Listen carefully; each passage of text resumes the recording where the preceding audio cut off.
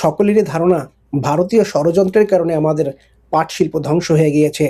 বাস্তবে আসলে অনেকটা সে কারণও রয়েছে। স্বাধীনতার পরপরই পাট ছিল বাংলাদেশের অর্থনীতির মূল ভিত্তি।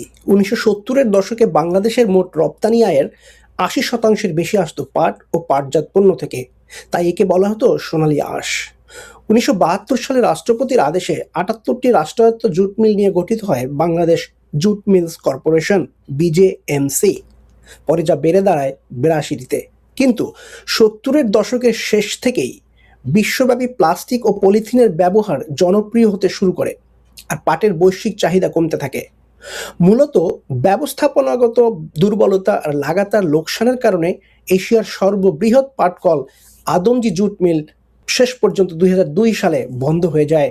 বর্তমানে জাতীয় রফতানি আয়ে পাটের অবদান নেমে এসছে মাত্র 3%। বাংলাদেশের পাট শিল্প ধ্বংস হওয়ার পেছনে কেবল আভ্যন্তরীণ অনিয়ম ছিল না, বরং ভূ রাজনৈতিক ও বাণিজ্যিক ষড়যন্ত্রের এক দীর্ঘ ছায়া ছিল। অভিযোগ রয়েছে আন্তর্জাতিক বাজারে, বিশেষ করে ভারতীয় পাট ও কৃত্রিম তন্তু সিনথেটিক ফাইবার ব্যবসায়ীদের আধিপত্য বজায় রাখতে দেশীয় এই বৃহৎ খাতকে ধাপে ধাপে পঙ্গু করা হয়েছে। আন্তর্জাতিক বাজারে বাংলাদেশি পাটের চাহিদা কমাতে নানা বাণিজ্যিক বাধা তৈরি করা হয়েছিল, যার অন্যতম উদাহরণ ভারতের আরোপ করা অ্যান্টি ডাম্পিং শুল্ক। দেশের তৎকালীন নীতি নির্ধারক একাংশের অদূরদর্শিতা এবং বিদেশি বাণিজ্যিক স্বার্থ রক্ষা করার মনোভাবের ফলেই বহু সম্ভাবনাময় পাটকল এক পর্যায়ে একে একে বন্ধ করে দেওয়া হয়। আপনারা জানেন যে 2020 সালে সম্পূর্ণরূপে বন্ধ করে দেওয়া হয়েছিল। 2020 সালের 25শে জুন এক সিদ্ধান্তে সরকার একযোগে বন্ধ করে দেয় বিজেএমসির অধীনে প্রায় 25টি পাটকল, যার মধ্যে 22টি পাটকল ও 3টি নন জুট কারখানা। গোল্ডেন হ্যান্ডশেক স্কিমের আওতায় প্রায় 25,000 স্থায়ী কর্মী এবং সমসংখ্যক অস্থায়ী শ্রমিক কর্মহীন হয়ে পড়েন। খুলনা অঞ্চলেই বন্ধ হয় প্রায় 9টি মিল। এই সিদ্ধান্তের সমালোচনাও কম হয়নি। অনেকে প্রশ্ন তুলেছিলেন, মাত্র 10,000 কোটি টাকা লোকসানের কারণে যদি পাটকল বন্ধ করা যায়, তাহলে বছরে হাজার হাজার কোটি টাকা ভর্তুকি দিয়ে বেসরকারি বিদ্যুৎ খাত টিকিয়ে রাখা হয় কিভাবে? শ্রমিকদের বকেয়া বেতন ভাতা নিয়েও দীর্ঘদিনের অনিশ্চয়তা ছিল। মিল বন্ধের পরপরই সরকার ঘোষণা দেয় বেসরকারি ব্যবস্থাপনায় লিজের মাধ্যমে মিলগুলি আবার চালু করা হবে, কিন্তু বাস্তবে এই প্রক্রিয়া বছরের পর বছর ধীর গতিতে এগিয়েছে। এর পেছনে কয়েকটি কারণ অবশ্য প্রকাশ্যে এসছে। প্রথমত, শ্রমিকদের পাওনা পরিশোধে দীর্ঘসূত্রিতা। বকেয়া বেতন ভাতা, পিএফ ও গ্র্যাজুইটি পরিশোধ সম্পূর্ণ না হয় লিজ হস্তান্তর প্রক্রিয়া আটকে থাকে। কাঁচা পাটের মূল্য বৃদ্ধি ও সরবরাহ সংকট।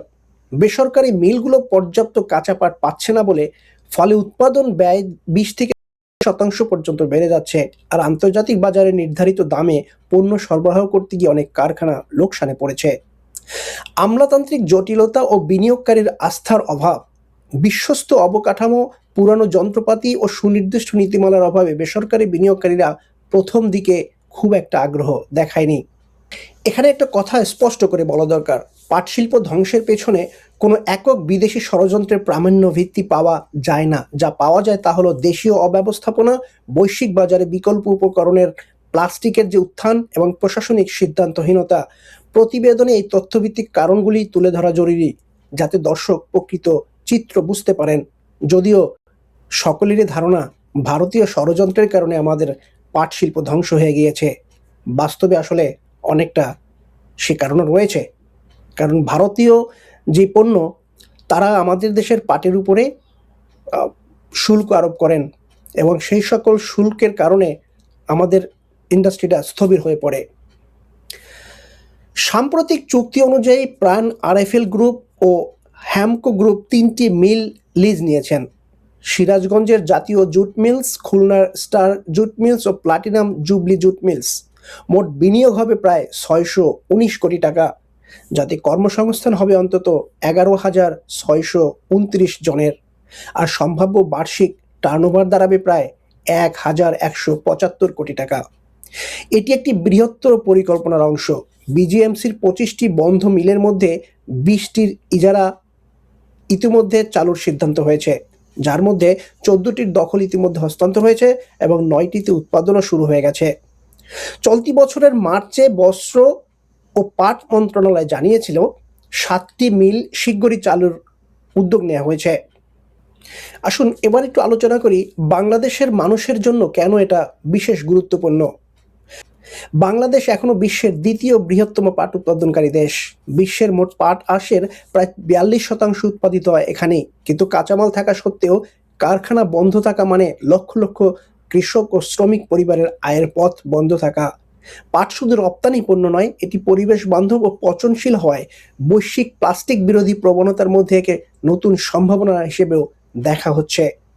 সাফল্য নির্ভর করবে 3টি বিষয়ের উপরে: শ্রমিকদের ন্যায্য পাওনা ও কর্ম পরিবেশ নিশ্চিত করা, কাঁচা পাটের সরবরাহ শৃঙ্খলা স্থিতিশীল রাখা এবং পণ্যের বহুমুখীকরণ।